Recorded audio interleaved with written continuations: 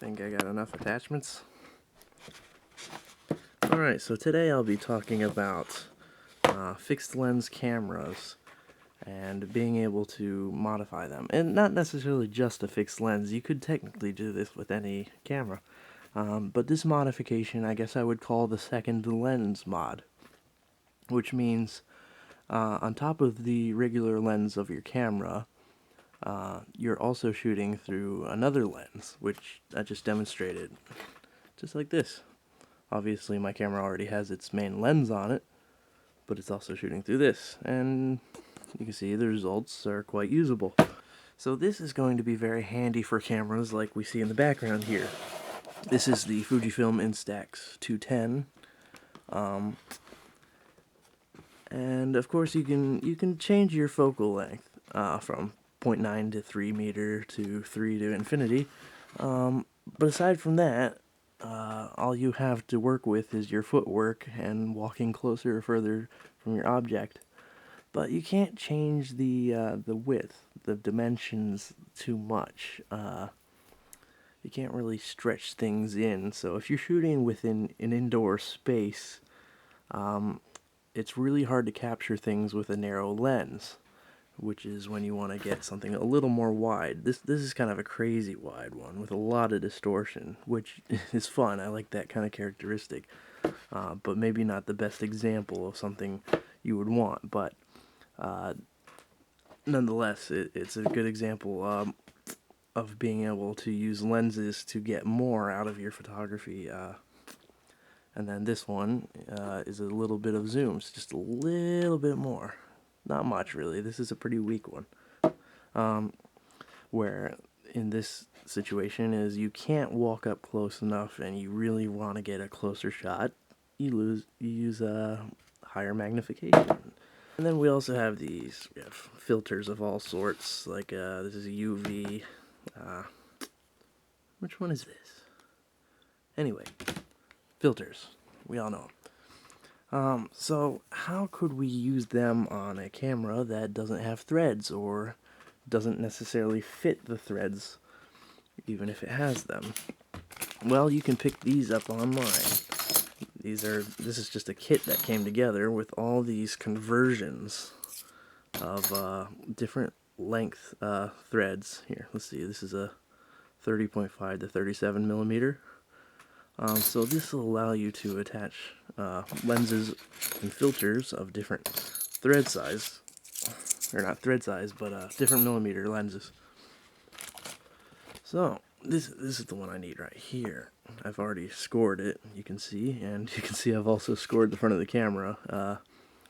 To be honest, I kind of went all out on it. I didn't need to do that much. I only needed to do where this is going to fit, but I wasn't bothered about it because aesthetically I can always just recode it and paint it later on if I really want, and I probably will. So if I just glue this ring on here, that allows me to use this lens or this lens, all of which this one I found in the thrift store for like just a few bucks, but it's something that I definitely got a lot of great creative use out of. This I just accidentally ordered, but it happened to be the same thread.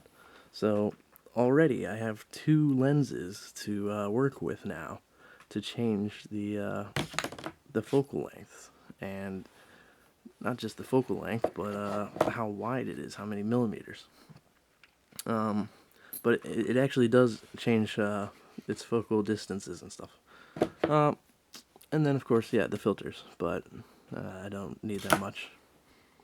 But it just goes to show how you can take something really basic and just with a simple mod like this, take it to the next level. Now, of course, there is a bigger extreme to this modification, where people literally just hack the front of this camera off and add a whole other lens, and then take that first plastic lens out of the equation, which does yield some pretty great results, but I've been really satisfied just with throwing one of these in front of that. So let me give you some examples here. I've got a few pictures that I've shot with that. This was shot with the wide angle. hold it up so we don't get any glare. And you can see how this is inside the food truck of a food truck that pulls up in my neighborhood. So I was able to draw in a little more of the truck. You know, you can really see the trays and everything. It just, if it wasn't wide like that, you just wouldn't really get the context. You know, okay, it's 3 girls, but now it's 3 girls, and you can see the truck that they work in, and it's a really tight space, and you can't get a shot like that without a wide lens. So that's one useful thing. The wide lens also allows me to get closer up on subjects. This one's pretty dark, I'll give you that, but you can see I was able to get really close to him, make that headstock of the guitar look really huge. And everything was more in focus.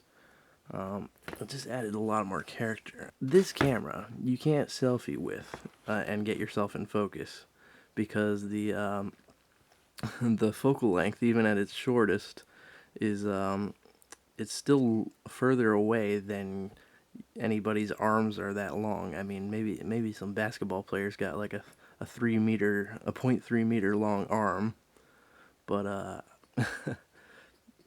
not most people don't have that. So this lens actually allows you to selfie with it and get yourself in focus. So if you're a selfie kind of person, there you go. That just made the camera a whole lot better, didn't it? Alright, well, I've already sanded the front here, and I've already sanded the rings, so all we're going to do is glue this on, and hopefully not tragically glue the lens stuck in place. It's just regular old super glue from the dollar store, nothing fancy, but it'll work.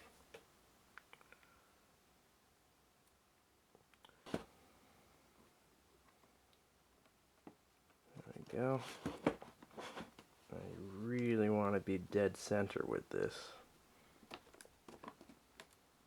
It shouldn't take too long for the super glue to dry. That's pretty dead center as far as I can tell. Yeah, looks good. Alright, now for this next shot we're going to need to put the camera on a tripod to keep it nice and steady for us. So we're just gonna take the tripod and yeah. Okay, so I'm not actually surprised that there's no tripod screw on here.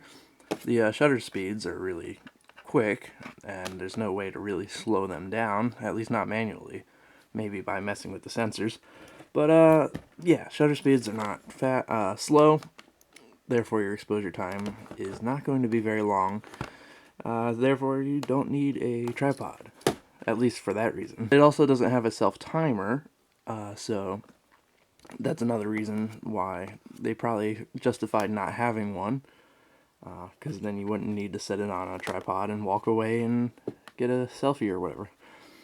I just can't help but to think, but I mean, how much would it have cost you just to include it? It couldn't have cost much, because I went over to the dollar store, which probably uses pretty bad cheap labor, pretty immoral, so screw me for buying this. But here we go, for a whole $1 I got this like extending selfie stick thing. But anyway, I don't need the whole thing, so I'll just unscrew that off, and oh look, it has a tripod screw, standard size. So if they did all this for $1, I imagine it's only a few cents to include a tripod screw into your design, and they just plain chose not to do it. And I don't know if it was a matter of convenience. So to get this tripod screw onto here, you can find these pretty cheap, so I'm going to use this as an example. This is a really cheap one to get right here, the phone clamp kind of mount. If you look down in these holes, you'll see 2 flathead screws, and so I've already loosened them quite a lot, so this is only going to take a couple turns. There we go. So we get a couple of springs and things. plus those screw caps. So I'll just slide those off the side. Maybe I can use those springs for something later. And then that just pulls right out. And cast that aside too, don't need it. This is what I was after. So my idea here, in theory, is to cut these tall bits off here and basically glue it to the bottom of the camera. And this camera does have a tendency to roll forward a bit. Right now it's not so bad because that lens isn't sticking out, but once that's out, it just falls right over on itself. And that's without even throwing on another lens on the front. So to prevent that rolling forward, I think I'll have a little bit of this this nub sticking out here to use a bit as a foot or a block to stop that.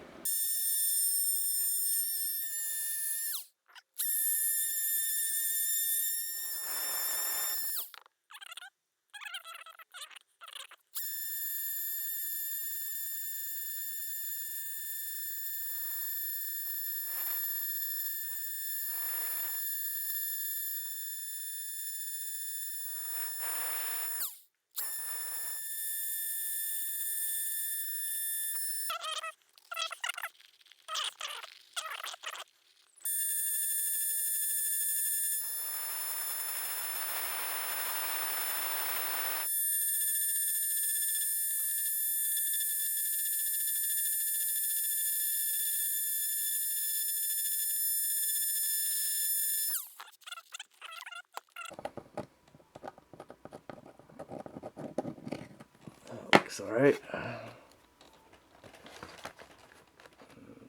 Alright, where I decided before, just about center on there.